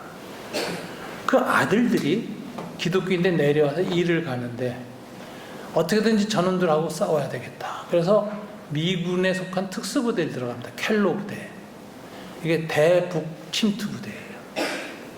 그래서 이 사람들이 들어가서 9월산에서 인민군들을 배후에서 괴롭히고 이렇게 하는 이게 9월산 유격대라는 게 생겨요. 이게 전부 그리스도인들입니다. 그러고 있는데 이제 전쟁이 탁 터졌어요. 6.25가. 그러니까 이제 인민군이 서울로 딱 들어옵니다. 그 당시에는 어떤 사람은 이승만 대통령 때 이 빨갱이 입장을 갖고 있던 사람들을 전부 교화시키기 위해서 보도연맹이라는 조직을 만들어요. 정부 조직이에요. 그 보도연맹의 회장은 내무부 장관인가 그랬어요. 국무총리인가 하여튼 뭐. 그렇게 해서 많이 가입시켜서 전에 그 남노당 노릇했던 사람들이 다 여순반란 사건 이후로 개과선천하고 우리 이제 떠났다. 그래서 전향한 사람들만 모아놓고 그래도 그거 떠났어도 언제 변할지 모르니까 계속 요 주위로 감시하자. 그래서 보도연맹이라는 걸 만들어서 딱 회원가입을 했는데 이게 회원이 많이 가입할수록 이승만 대통령한테 보고하기가 좋거든. 그러니까 이 정치인들이 시골 가서 농민들한테 보도연맹 가입하면 고무신 준다, 쌀 준다 그랬어. 그러니까 공산주의나 이 좌파하고는 전혀 상관없는 사람이 다 보도연맹에 가입을 했어요. 70만이 가입했어요. 농민들까지. 그런데 이제 문제가 6.25가 탁 터지면서 북한군이 서울에 딱 들어오니까 공산당이 잘 들어서 서동문 형무소를 풀어버리는 거. 거기에 좌익이었던 남노당 출신들이 다 나왔어요. 근데 이 사람들은 뭐냐? 인민군은요, 북에서 내려와서 누가 누군지 몰라, 동네 사람을. 근데 남노당 출신은 누가 군인 가족이고 누가 경찰 가족인지 다 알아요. 누가 우익인지. 이 사람들이 전부 명찰을 달고 와서 끌어내서 인민재판하고 했습니다. 그래서 우익 인사들이 이승만 대통령이 먼저 남쪽으로 내려온 바람에 한강 철교 폭파해서 꼼짝없이 갇혀가지고 다 죽게 생겼어. 이승만 대통령이 겁이 났어요. 이 수원에서부터 남쪽으로 기차 타고 내려가면서 이 보도연맹을 어떻게 하지 않으면 남쪽이 전부 빨갱이 세상 되겠다. 그래가지고 내려가는 기차 안에서 이창용, 그때 특무대죠. 특무대 대장한테 얘기해가지고 보도연맹원을 다 죽여라. 특명을 내려요. 그래서 유명한 보도연맹 대학살 사건이 일어납니다. 근데 거기 뭐 빨갱이 했던 사람은 또 그렇다 치고 하도 전쟁 상황이니까 양민이 쌀 준다고 해서 고무시대 들어갔던 사람들까지 다 죽은 거예요. 농민들까지. 이게 유명한 코리안 대학살이라는 사건인데 한국에서는 전시니까 아무도 건드리지 않았어요. 그런데 프랑스 국제 여론이 엄청나게 났어요. 특별히 피카소 같은 사람은 원래 그 사상적 배경이 좌파였잖아요. 그래서 제르니모 그 대학살 게로니카 그린 그 솜씨로 한국에서의 대학살이라는 그 그림을 그려요. 총 쏴서 막 죽이는 장면, 민간인들을. 그 그림은 여러분 보신 적 있습니까? 저는 가서 봤습니다. 퐁피두 미술관에 있어요. 프랑스. 그래서 코리안 대학살이에요. 그래서 국제여론이 엄청나게 열리니까 트루만 대통령이 견딜 수가 없어. 아직 남한 정부하고 더 와서 공산당하고 싸워야 되는데 남한이 반인륜 범죄를 저질러 제노사이드를 한 거예요. 그러니까 트루만 대통령이 이승만 대통령이 바로 전화를 겁니다. 죽이지 마라. 그래서 중지됐어요. 그 사이에 몇만이 죽었는지 모릅니다. 최소한 30만에서 70만 사이 죽었을 거라고 봐요. 지금 그 사건은 규명도 안 됩니다. 노무현 문재인 때 딱 규명을 하려고 하다가 어떻게 흐지부지 됐어요. 이걸 뭐죠? 보도연맹 사건이라 그래요. 자, 이렇게 내려가면서 동네 빨갱이나 그 가족을 다 죽였어. 그런데 북한의 남노당원이 올라가서 공산당원이 돼가지고 인민군들하고 함께 남쪽으로 전라도까지 다 내려왔잖아요. 자기 마을에 고향으로 돌아갔어. 다 붉은 거 달고 와서 딱 보니까 자기 가족이 다 죽었어. 눈이 뒤집히죠. 근데 일단은 전쟁에 우세할 땐 괜찮은데 그 메가더가 인천상륙작전 했다고. 그래서 퇴로가 끊기니까 공산당원들이 다 철수합니다. 인천에서 끊길까봐 다 이북으로 도망가는데 도망가면서 경찰 가족, 군인 가족, 기독교인들을 다 죽여요. 그래서 전남 영광교회 가보면 기독교인들을 이만한 돌에다 묶어서 그냥 바다에 던져서 다 죽였어요. 이거 대학살이에요. 그래가지고 전쟁이 올라서 이제 위로 올라가니까 9월산에 이제 군대가 들어가는데 미군이나 한국군이 들어가기 전에 9월산 유격대가 다 도망갔다. 그 뭐냐 지소나 이런데 공산당들이 다 놓고 그냥 다 북으로 도망가 버렸어. 텅텅 비었어. 그러니까 미군이나 한국군이 들어오기 전에 9월산 유격대가 들어갑니다. 그래가지고 옛날에 자기 아버지 죽인 빨갱이 가족들을 갖다 또 다 죽이네. 이게 유명한 선천 사건이라는 거예요. 이게 남북 간에 앞으로 풀어야 되는 문제입니다. 역사의 문제. 지금 북한에 가면은 선천 박물관이라는 게 있어요. 가봤다 온 사람 몇 없어요. 근데 가봐서 보면 다 놀래요. 거기서 남한의 기독교인들은 전부 눈이 빨갛고 선교사들은 양 귀신으로 묘사해놨어. 도깨비. 그 북한 인민들을 죽이고 학살하는 장면을 가득해놨는데 이게 없었던 건 아닌데 있었지만 그걸 너무 극대화했어. 전 선교사, 전 기독교인이 다 그런 것처럼. 그 선천 사건을 가서 박물관을 보고 충격받은 사람이 황석영입니다. 이 사람이 그 사건을 가지고 쓴 소설이 손님이에요. 손님. 9월산 유격대에 미국으로 이제 9월산 유격대로 학살을 진행했던 사람이 장로가 돼가지고 미국으로 이민 가요. 그 70년대 이민은 북한이 쳐들어올까봐 도망간 사람 많아요. 그 9월산 그분이 가요. 장로가 됐다 미국에서 죽는데 죽을 때 겪는 환상과 그 옛날에 공포, 트라우마 이런 걸 전부 기록한 건데 손님이에요. 황석영의 소설이 그거예요. 이 황석영이가 유명한 이야기꾼입니다. 그래서 별명이 황구라예요. 남한에 3대 구라가 있는데 백이라는 분 그저 우리 노동운동 하시던 거 이름이 갑자기 잊어버렸네. 백기환 백구라. 황석영이 황구라인데 김일성 주석이 황석영이 불러다가 남한 얘기를 많이 들었대. 그래서 황석영이가 계속 불화를 보면 김일성 주석이 너무 재밌어서 박수를 치면서 그래서 이러고 이제 물었다는 그 일화가 황석영의 북한 기행문에 실립니다. 그래서 제가 다 읽어봤는데 황석영이가 선천에 가서 기독교와 공산주의의 비극을 본 거야. 서로 제노사이드를 했거든. 그런데 황석영이가 보기에는 기독교도 외래 손님이야. 공산주의도 외교 손님이야. 이 둘에 의해서 서로가 잔혹한 학살을 한 민족의 비극을 놓고 손님이라는 글을 쓴 겁니다. 그거 써서 황석영이가 빨갱이다 하고 욕을 많이 먹었는데 저는 그걸 황석영의 글을 읽으면서 두 가지예요. 우선 관점은 참 잘 잡았다. 그런데 기독교에 대한 이해는 상당히 부족하다. 너무 이데올기가 전쟁 또는 학살, 증오, 또 외국 세력이라는 관점에서만 너무나 봐가지고 인간의 실존적인 문제나 구원 문제 이런 문제는 거의 평가를 안 해요. 그래서 너무 이데올로기적으로 기독교를 평가했다. 그런 약점이 있지만 관점은 굉장히 잘 잡았어요. 둘 다 외세야. 외국 사상인데 한반도에서 두 손님한테 사로잡힌 사람끼리 총질을 해가지고 서로 많이 죽인 거야. 그걸 이제 묘사를 했어요. 여러분, 우리가 죽어간 모든 사람들, 북에서 죽은 사람들, 남에서 죽은 사람들, 보도연맹으로 남한의 군인들에서 죽은 사람들, 빨갱이들에 의해서 다 예수 믿다가 다 여기 장성에 있는 그 교회 가면요 눈물 납니다. 그 돌들 다 건져서 전시해 놨어요. 시체가 꾸러미꾸러미로 바다에 가득 찼어요.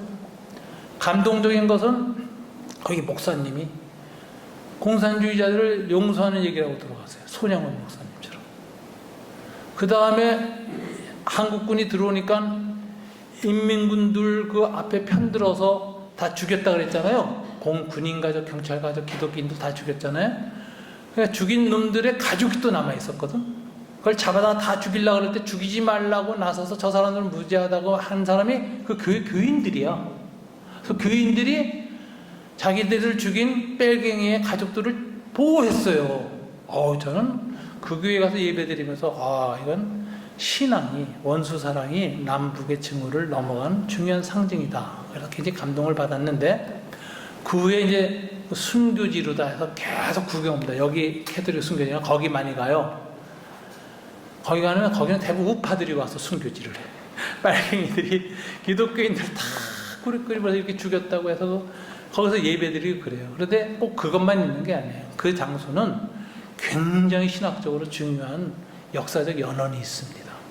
그래서 생각을 굉장히 많이 해야 할 장소예요. 그런데 우리가 이 폭력이라는 것이 개인과 개인의 폭력이든 사회와 사회 사이 공동체의 폭력이든 간에 국가적 차원에서 행하는 국가폭력 사건은 이데올로기, 종교, 그 종족전쟁 이런 것에서 역사 속에 굉장히 행해졌어요. 우리도 자유롭지 않아요. 대한민국도. 그러면 한마디로 우리는 아벨의 핏소리 앞에 서 있다 이렇게 봐야 돼요. 하나님 그 핏소리 들으시는 분이거든. 그 핏소리에 대해서 심판하시는데 우리가 어떤 자세를 갖느냐에 따라서 이 심판이 사라질 수도 있고 우리가 새롭게 될 수도 있고 여러 가지 그 새로운 선택지가 우리 앞에 있어요. 그래서 인류가 피할 수 없는 원죄의 자범죄, 원죄로 말하면 스스로 범한 죄의 원형적 현실은 폭력이다 이렇게 봐야 돼요. 그래서 폭력을 우린 증오해야 됩니다. 폭력 배제를 해야 돼요. 폭력이 되면 안 돼요. 그래서 비폭력, 평화 중요해요. 폭력은 지배 폭력이 있고 저항 폭력이 있습니다. 그래서 총칼로 누리가 우리도 총칼 들고 맞서자. 이게 저항 폭력이에요. 저항 폭력이 이쪽보다는 정당화가 돼요. 그러나 저항 폭력도 정당화시켜주면 역사는 끊임없이 지배 폭력과 저항 폭력이 뒤바뀌는 폭력의 악순환을 못 벗어나.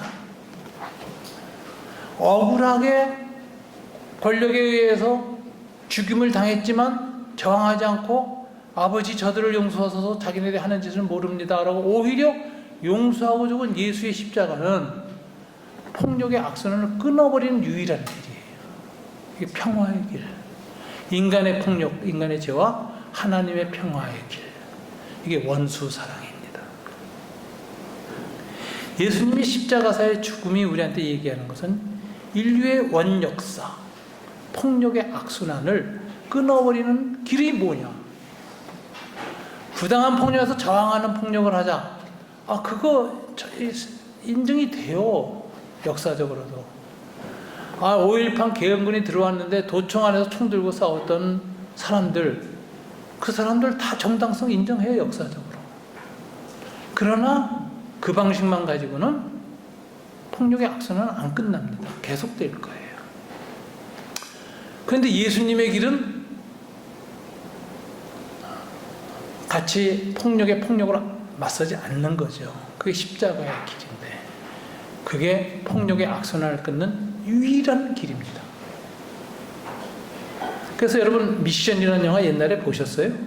거기 보면 이제 스페인의 폭력에 대해서 맞서는 원주민을 대표한 두 사람이 나오는데 한 사람은 총 들고 싸웁니다. 수사. 그 정당한 거예요. 저항 폭력, 그 당시에 해방신학, 남미의 민중신학, 해방신학을 반영하는 영화예요. 정당한 거예요. 일본이 우리를 총칼로 죽일 때 독립군이 나서 싸우는 거 정당한 거지. 그 인정하는 거예요. 저항 폭력. 폭력이긴 하지만 도덕성이 훨씬 나아요. 방어적 폭력이고 저항하기엔 폭력이니까. 근데 이제 저항 폭력을 했던 사람이 지배자가 되거나 이겨서 순식간에 지배 폭력으로 바뀔 수가 있어요. 폭력의 악순환은 항상 가능하다라는 봐야 되는데. 근데 한 신부는 애들하고 같이 십자가 들고 나가요. 스페인 군인들이 총 쏘는데 그래서 총 맞으면서 다 죽어가요. 근데 칼 들고 싸웠던 신부가 죽어가면서 의문이었어. 자기가 칼 들고 싸우는 걸 만류한 이 신부가 도대체 어떤 식으로 이 스페인 정복군에 맞서는지가 답이 없었어. 근데 죽으면서 보니까 애들하고 다 같이 여자들이 가는데 총 맞아 죽어가는데 놀라운 장면은 무서워서 떨거나 도망가는 사람이 하나도 없어. 죽음의 공포를 거룩한 신앙의 힘으로 넘어간 거야. 노래 부르고 찬양 부르고 다 죽어가. 그러자 스페인 군인들이 막 얼굴을 돌립니다. 못 견디게 양심이 괴로워서. 저항폭력은 지배폭력을 정당화시켜줍니다. 이놈들이 총 들고 맞섰으니까 우리가 죽인 거다 이래요 항상. 근데 비폭력으로 딱 나가면요 지배폭력의 범죄만 무섭게 드러내요. 그래서 역사적인 심판을 받게 해요. 누가 긴 시간을 두면 이기느냐? 비폭력 투쟁이 이겨요. 이게 예수님이 보여준 길이에요. 악에게 악으로 응하지 말고 증오에 증오로 대하지 말고 사랑으로 이겨라. 이게 초대교회 때부터 순교자들이 그렇게 순교한 거예요. 여기 와서도 순교지를 받지만 그렇게 죽어. 그러니까 이게 폭력의 악순환 속에서 폭력이 아닌 희생을 무릅쓰고 정말 거룩한 행진을 한 거예요. 이게 순교자 전통이라는 거죠. 그 남미의 대주교로 로메로라는 분이 있었습니다. 이분이 대주교로 있는데 군사 우파, 이 말하자면 파시스트죠. 파시스트 정권이 너무 많이 억압을 행하니까 이분이 계속 강론에 저항 메시지를 냈어요. 주변에서 당신은 암살하려고 한다는 얘기가 계속 들어옵니다. 그러니까 로메로 주교가 이렇게 말을 해요. 죽기 직전이에요. 나는 죽을지도 모릅니다. 그러나 나의 죽음이 현재 폭력으로 인하여 다스리는 세력들의 죄를 역사에서 명백히 할 것이고, 내가 아이들한테 총칼로 맞서지 않고 신앙과 복음으로 맞서서 죽어갈 때 하나님이 역사를 더 확실하게 정돈하실 것을 믿습니다. 나의 죽음은 패배가 아닙니다. 승리입니다. 이러고 죽어요. 그러니까 비폭력적인 길을 택하는 그리스도인들이 갖고 있는 건 결코 패배주의나 절망이 아니에요. 이건 정말 위대한 죽음을 향한 승리예요. 순교의 정신이라는 건 그런 점에서 아주 높이 봐야 합니다. 악에 굴복하지 않고 주구가 되지 않고 저항하되 그들과 똑같이 되지 않는다. 인간의 존엄성, 하나님의 형상, 인간의 원형적 가진 사랑을 가지고 대한다.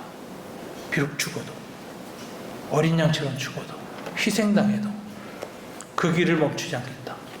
이거는 인류 역사에서 이런 승리가 있을 수 있을까 싶을 정도로 예수님 이후로 모든 순교자들, 성자들, 기독교인들이 걸어간 길입니다.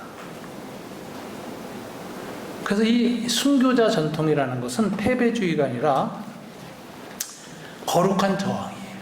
사랑의 저항이에요. 그리고 완벽한 승리예요. 그래서 총칼로 맞선 사람들보다 훨씬 위대한 역사적 교훈을 뒤에 남깁니다. 그들의 희생에 의해서, 그들의 죽음에 의해서, 그들의 시체에 의해서. 그래서 죽어간 사람들에 대한 의미, 죽음의 의미를 깊이 새기는 기독교 정신이 있어야 돼요. 그래야 순교자를 기리는 것, 순교자의 삶을 반추하는 거예요. 여러분, 산자가 역사를 바꿉니까? 죽은 자가 역사를 바꿉니까? 많은 사람들은 산자가 투쟁하고 해서 12.3 때처럼 막 시민이 국회 나가서 역사를 바꿨다고 생각해요. 정말 그럴까요? 여러분, 중요한 것은 하나님은 산자의 소리를 듣고 광장에 임재하시지 않고 죽은 자의 억울한 핏소리를 들으시고 가인의 살육의 자리에 임재하셔서 심판을 행하신다. 죽은 자가 역사를 바꾼다. 죽은 자는 육체는 죽었지만 그 영혼은 하나님 앞에서 계속해서 울부짖고 있다. 그래서 우주의 재판관에서는 하나님께서 가인의 울부짖음 소리를 들으시고 살육의 현장에 임재하시는 거예요. 그래서 가인을 심판하시는 거예요. 자, 그러면 역사의 주인은 산자가 아니라 역사의 변혁의 주인공은 의를 위해서 고난을 당한 죽은 자들이다. 그래서 제가 김대중 대통령이 돌아가셨을 때 그때 제가 대통령하면 김대중 선생님이라고 썼어요. 제가 이제 설교하면서 제 인생에서 드디어 이제는 김대중 대통령을 김대중 선생님이라고 부르게 됐습니다. 김구 선생님처럼. 그러면서 이분이 돌아가셨지만 죽은 자로서 하나님 앞에서 계속 할 일을 하실 겁니다. 그래서 살아있는 김대중보다 죽은 김대중이 우리 민족을 위해서 더 귀한 일을 할 거라고 나는 믿습니다. 이제 그런 설교를 했어요. 이제 우파들한테 막 죽일 놈이라는 소리 들었죠. 그런데 저는 항상 5.18 현장에 가면 산자였다라는 노래를 들으면 찬송가를 들려요. 저는. 이건 성경적 메시지다. 죽은 자가 먼저 희생하면서 걸어간 길을 산자가 쫓아가면서 역사가 바뀌는 것이지 산자가 역사의 주인이 아니다. 의미 있게 죽어간 사람들, 그 죽음의 의미를 깊이 새기는 게 기독교인의 정성이다. 그런 점에서 한강에 소년이 온다는 죽은 자를 소환합니다. 그죠? 그 소년을. 그리고 소년이 그 현장을 다 회상해요. 그래서 이 소년이 자기가 죽을 줄 알면서도 그 현장을 못 떠난 이유가 뭐죠? 친구가 안 보여서야. 친구 놓고 떠날 수가 없어. 그래서 죽어가요. 그러니까 인간의 존엄성이라는 거예요. 폭력이라는 무서운 국가폭력 앞에서 한 소년이 그렇게 죽음과 공포를 이기고 그 자리를 지키고 죽어갈 수 있었던 이유는 뭐냐? 인간에 대한 도리. 그것 때문에 죽어간 거예요. 그걸 한강이 잘 기억했습니다. 폭력 앞에서 인간의 존엄성은 어떻게 빛나는가? 폭력 앞에 두려워하거나 굴종해서 인간된 도림을 포기하는 게 아니라 인간된 도리를 죽음 앞에서까지 끝까지 지키는 그 소년을 통해서 인간 정신의 위대함을 드러냅니다. 인간 승리. 그래서 소년이 온다 보면 그게 싹살이 묘사됐는데 저나 감동받은 것은 소년이 이제 자기 시체가 개헌건에서 불사지는 장면을 쳐다봐요. 이것같이 귀신이 자기 몸 보는 것 같은 거예요. 그래서 어떤 사람은 한강이 목사족한데 어떻게 이렇게 귀신 무당 같은 글을 썼느냐. 근데 그건 너무 모르는 거예요. 죽은 자의 관점에서 역사를 본다는 거거든요. 시선이. 이건 기독교적입니다. 하나님은 죽은 자의 소리를 듣고 역사에 개입하시는 분이기 때문에 죽은 자의 울부짖음과 의문을 하나님 앞에서 역사 앞에 다시 재현하는 게 한강이에요. 기독교적인 작품입니다. 근데 시체가 불살라질 때 증오나 분노를 느끼지 않고 이 소녀는 해방을 느껴요. 이게 참 특별한 작품이죠. 드디어 5.18이 보편성을 얻었다. 저는 그렇게 생각해요. 5.18 앞에 사회적, 역사적, 이데올로기적 또는 국가폭력에 대한 증오와 분노만 일으킨다면 리얼리즘 문학은 다 그렇게 했어요. 근데 한강은 리얼리즘을 넘어서서 인간 본성의 문제로 가는 거예요. 인간 존재로. 그러면서 세계 모든 5.18을 겪었던 안 겪었던 모든 나라가 이 소년의 죽음 앞에서 육체가 불타오르면서 삶의 모든 증오와 분노와 의혹이 사라지면서 오히려 해방을 느끼는 소년의 모습을 그리면서 이거는 정말 굉장한 종교적 실존적 보편성을 가졌어요. 그래서 전 세계 사람들한테 칭찬을 받아요. 러시아하고 정말 독일의 그 전쟁 1차 세계대전을 할 때 50년 후에 톨스토이가 전쟁과 평화라는 글을 씁니다. 50년이 왜 필요했을까요? 50년 안에는 트라우마가 안 없어져서 그냥 역사 얘기로 끝나. 그런데 50년이 지나니까 거기에 남녀의 사랑이 들어가. 죽음과 사랑 이야기가 주제가 돼. 배경은 전쟁이지만. 그래서 그 러시아하고 독일의 전쟁 겪어보지 않은 이 프로이센과의 전쟁을 겪어보지 않은 모든 전 세계 독자들도 전쟁 상황 속에서 어떻게 죽음 앞에서 대하고 인간의 존엄성이 그리고 그 앞에서 사랑이란 건 얼마나 아름다운 것이고 위대한 것인가를 보여주는 보편성의 호소, 인간의 보편성이에요. 그러니까 박수갈채 받는 거죠. 한강은 그걸 해냈다. 그걸 모르는 무식한 인간이 삼천 목사였다. 그런 생각이 들어요. 역설적이었어요, 저를 보니까. 그 다음에 이제 채식주의자라는 소설에 보니까 인간의 그 소년이 온다 5.18이나 6.25 전쟁 같은 모든 그 가인의 비극 있잖아요. 인간의 제노사이드, 폭력. 폭력의 원인은 뭐라고 봤을까요? 한강은 육식에서 봅니다. 성경은 뭐라고 하냐? 첫 창조된 이는 육식 안 했어요. 그런데 인간이 타락하고 홍수가 끝난 다음에 하나님이 인간이 처음부터 악함을 아시고, 즉 인간의 이 악한 타락한 본성은 극복될 수 없는 건가 아시고 하나님이 뭘 허락하시냐? 육식을 허락하고요. 살인자는 그 살인의 법대로 죽는다는 살인자에 대한 사형을 허락해요. 공권력을 허락해요. 그래서 사형 제도가 성경에서 처음 허락된 게 창세기 11장이에요. 노아 홍수 이후에. 실정법 사형이 가능한 것을 신학자들은 다 창세기 11장에서 듭니다. 하나님이 살육한 자는 목숨으로 갚아야 된다는 보편적인 원리를 했는데 그전에는 가인이 아벨을 죽였어도 하나님이 그거 적용 안 했어. 근데 홍수 후에는 적용하세요.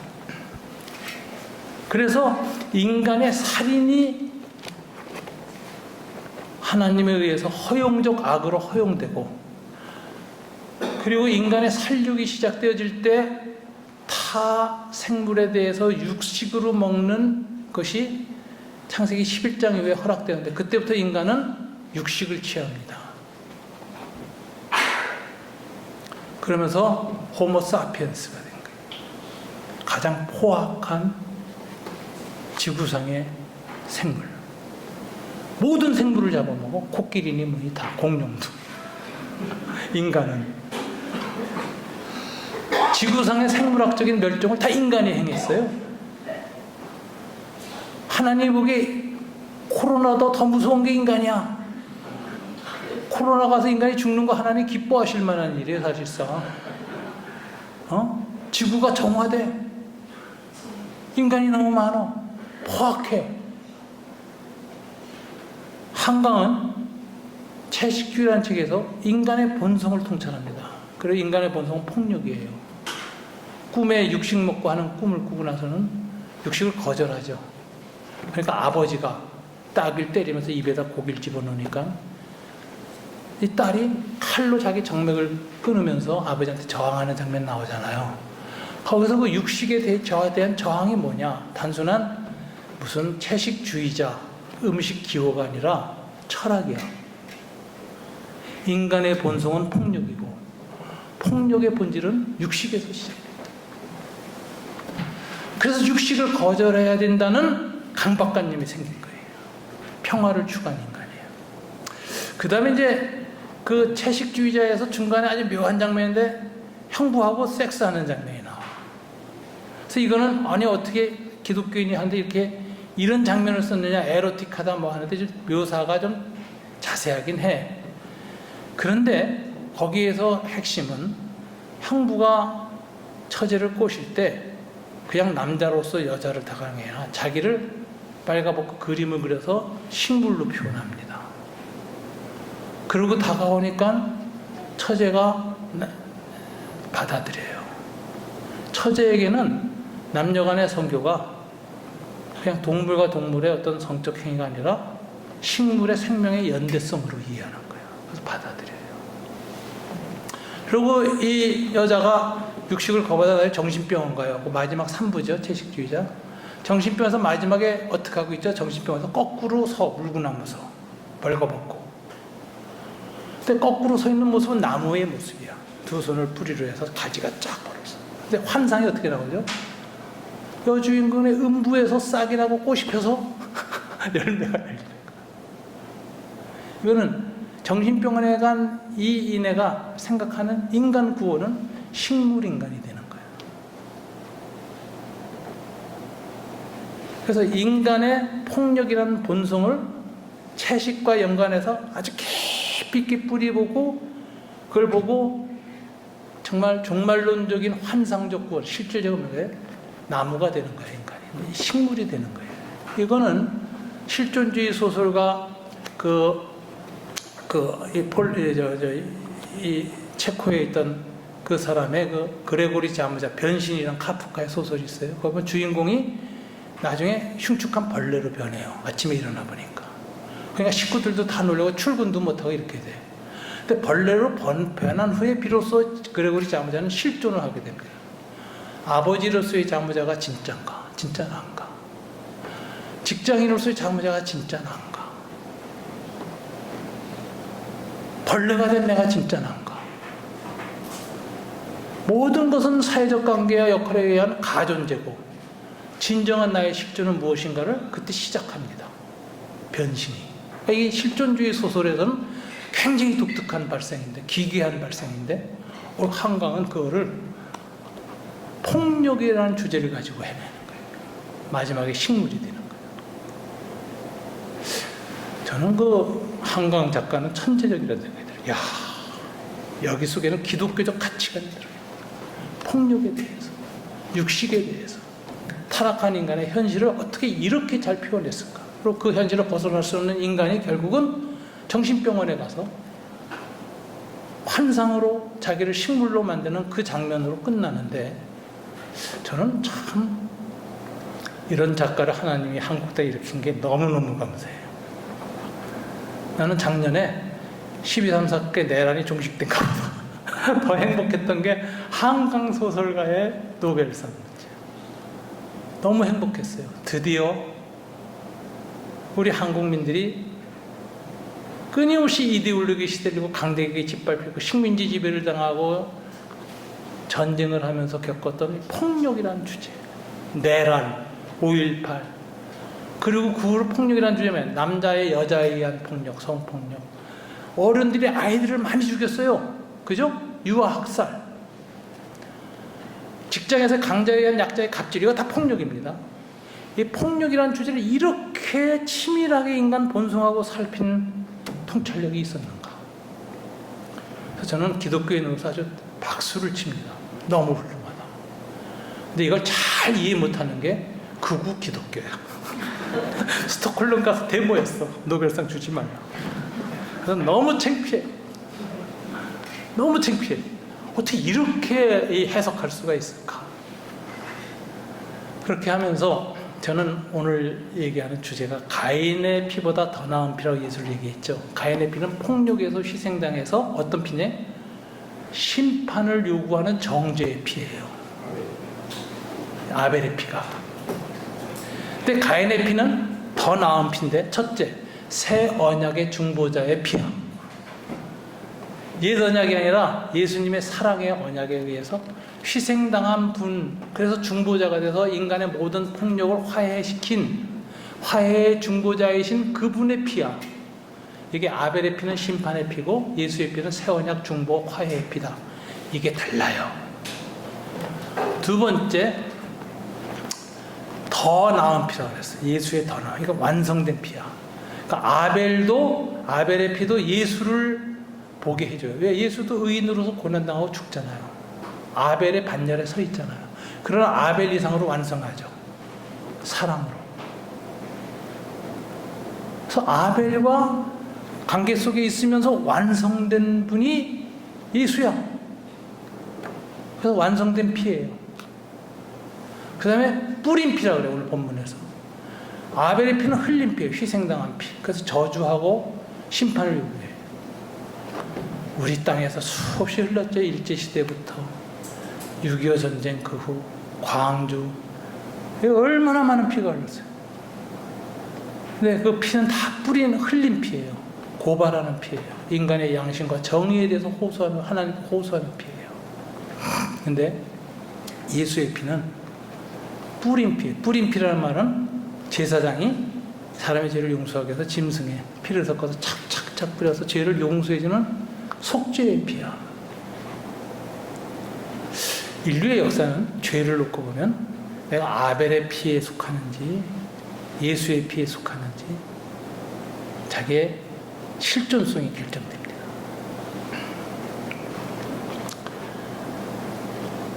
그 전후에 폰 라테라고 하는 유명한 구약학자가 있습니다. 이 사람은 그 나치에 저항했어요. 그래서 대학에서 쫓겨났어요. 그래서 길거리 전도사가 돼요. 그래서 강단을 잃어버리고 시장터에서 성경을 얘기하면서 나치의 폭력에 관해서 저항 메시지를 합니다. 그래서 감옥에서 갇히고 뭐 해서 그 칼발트 또 우리가 잘 아는 그 많은 사람들과 같이 고난을 당하다가 고백교회 출신인데 전후에 돌아왔어요. 그래서 하이델베르 대학의 구약학 교수로 들어갔습니다. 이 사람이 취임하는 날 전 독일의 기독교인들이 다 취임 설교를 들으러. 왜? 너무나 나치에 저항했고 고난받고 올바른 복음을 전하는 사람이 드디어 강단에 복귀했을 때 무슨 설교를 했을까? 그 설교 본문이 오늘 본문이에요. 저 오늘 설교는 그 설교의 내용을 우리식으로 얘기한 거예요. 이분이 이렇게 얘기합니다. 우리 독일 그리스도인들은 아벨의 저주하는 피 아래에 있습니다. 우리는 심판을 피할 수가 없습니다. 우리는 수많은 아벨들을 수용소에서 죽였습니다. 800만을 죽였습니다. 독일 기독교는 히틀러를 지지했습니다. 그랬거든요. 그래서 파시즘하고 함께 힘을 합쳐서 전 유럽사에서 엄청난 폭력을 저질렀습니다. 우리는 하나님의 심판에서 벗어날 수 없는 존재들입니다. 아벨의 피가 우리를 향해서 울부짖고 있습니다. 이 설교라니까 전 독일이 회개하는 거예요. 자기네들이 겪은 일을 성경적으로 이렇게 잘 말해준 사람이 처음인 거예요. 강단에서 아무도 말 안 했다가 그러면서 이제 마지막 위로가요. 그러나 우리에겐 아벨의 피만 있지 않습니다. 아직 기회가 있습니다. 예수의 피가 있습니다. 이 피는 새 언약의 피고 용서의 피고 우리의 죄를 속죄하는 피입니다. 이제라도 독일 교회는 아벨의 피 앞에서 참여하며 예수의 피를 의지하는 길로 나아가야 합니다. 이 설교가 전 독일 개신교회 회개운동을 일으킵니다. 절망할 때는 회개도 못했어요. 심판 앞에서 망연자살할 뿐이었어요. 절망적인. 근데 예수의 피에 대한 희망이 생기니까 회개를 시작하는 거예요. 사람이라는 건 참 묘해요. 희망이 생겨야 회개를 합니다.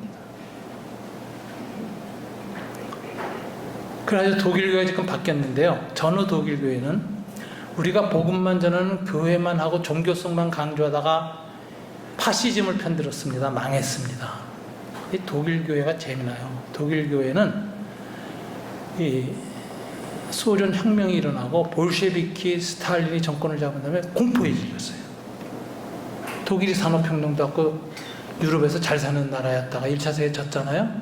그런데 그 사이에 1차 세계대전 직후에 러시아가 볼셰비키 혁명에 성공했다고, 노동자 농민 혁명이. 이게 독일에서 일어나면 우린 다 죽는다고 생각하는 게 독일의 중산층이었어요. 대부분의 기독교인이 거기 속했어요. 하나님을 믿는 자이기 때문에 무신론을 좋아할 수가 없고 거기다가 우리를 모두 살육 대상으로 여겨. 그러니까 이 사람들이 전부 볼셰비키를 반대하다가 파시즘을 택한 거예요. 그래서 히틀러를 택한 거예요. 근데 그때 이런 사람들, 난 파시즘도 싫고 볼셰비키도 싫다. 이런 사람들이 스웨덴 이쪽으로 망명 갑니다. 히틀러하고 싸우다. 독일이 전쟁으로 끝난 다음에 초대 총리로 돌아온 사람이 스톡홀름으로 망명 갔던 사람이 돌아와서 초대 총리가 되고 유대인 무덤 앞에서 무릎을 꿇는 거예요. 회개하는 거로. 이게 독일 기독교인이에요.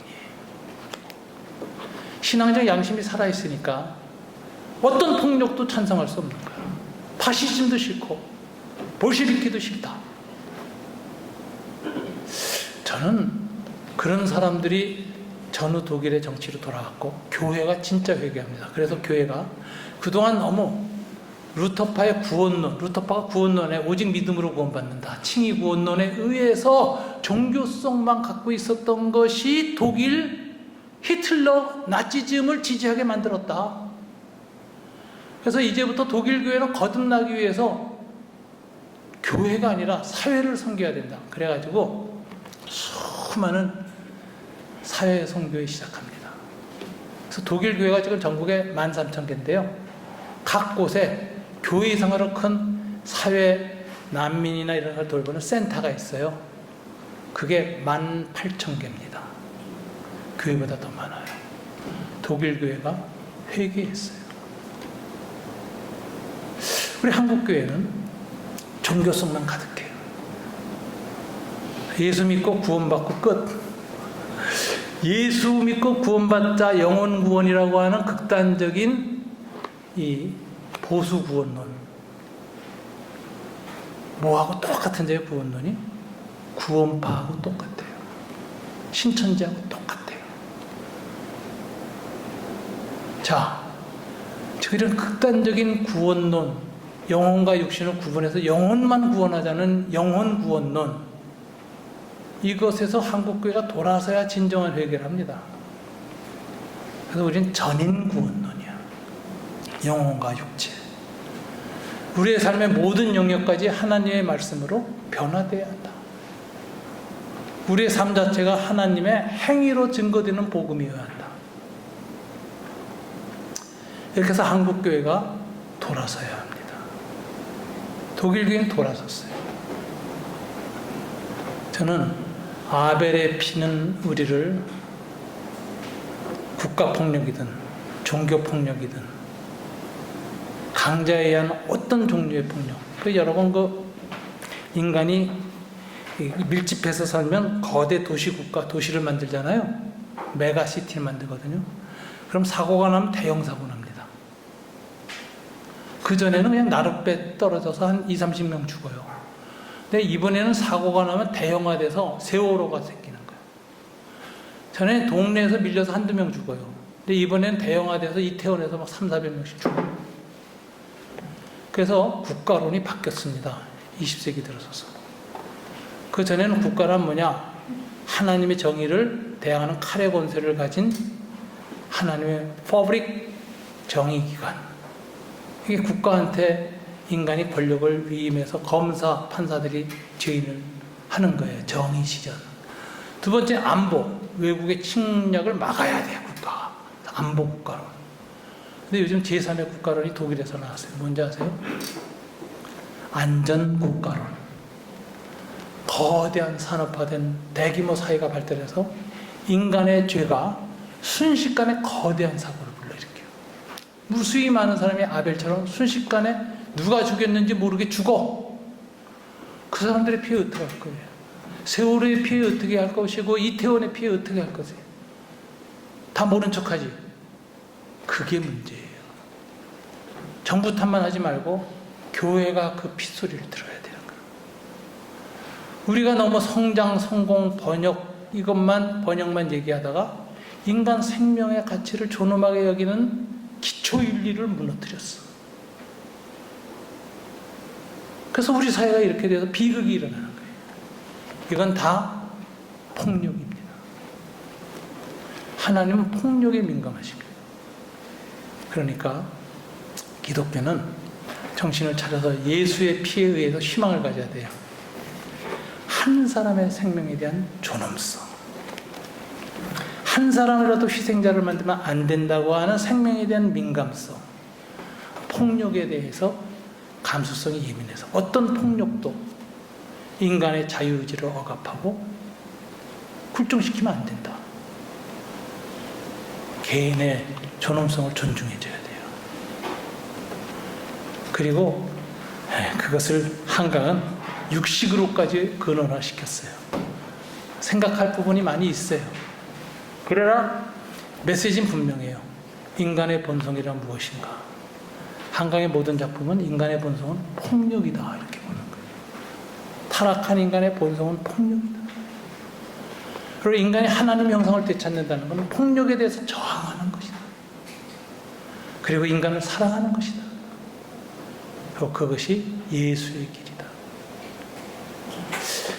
우리 교회가 이런 정신을 가진 공동체로 벗어나면 거대한 메가시티에 들어가 있는 안전하지 못한 시민사회가 안전한 사회로 바뀌는 데 도움이 될 겁니다.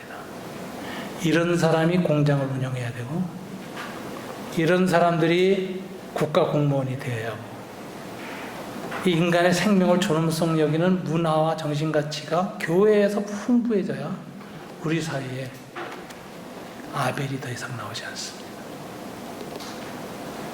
저는 항상 이 본문을 놓고 보면 아벨의 피는 우리의 죄를 정죄하고 심판하고 하나님의 개입을 호소하는, 그래서 정의를 실현시키는 역할을 해요, 하나님이. 그러나 그보다 더 좋은 피가 뭐예요?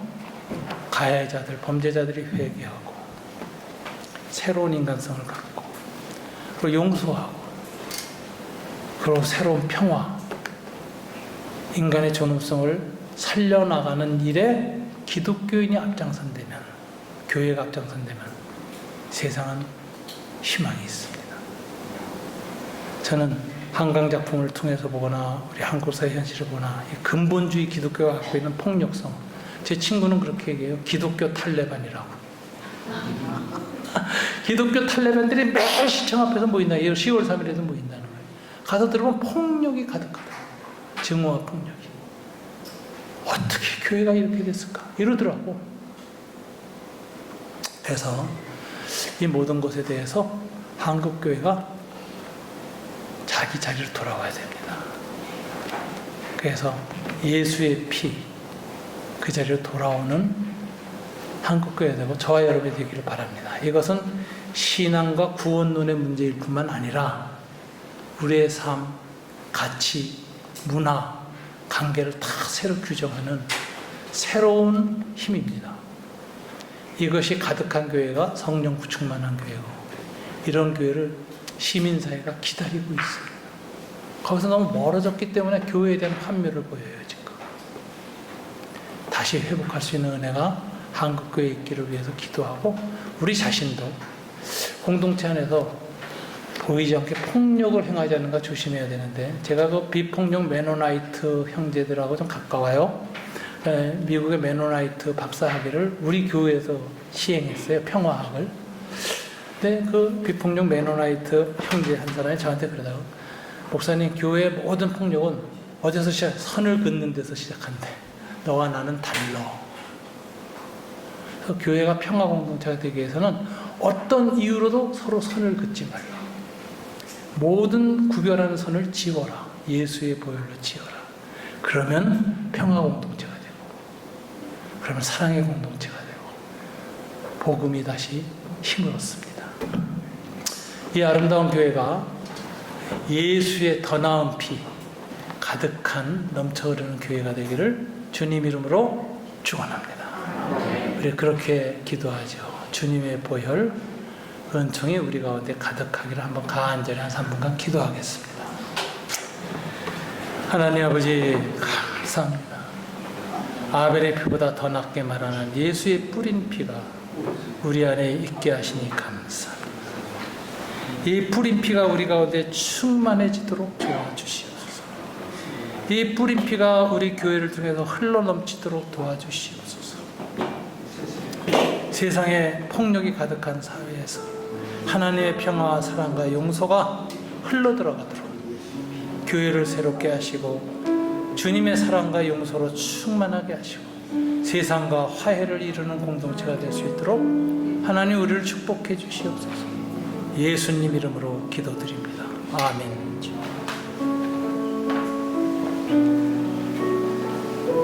우리 민족의 가슴마다 찬양 드리겠습니다.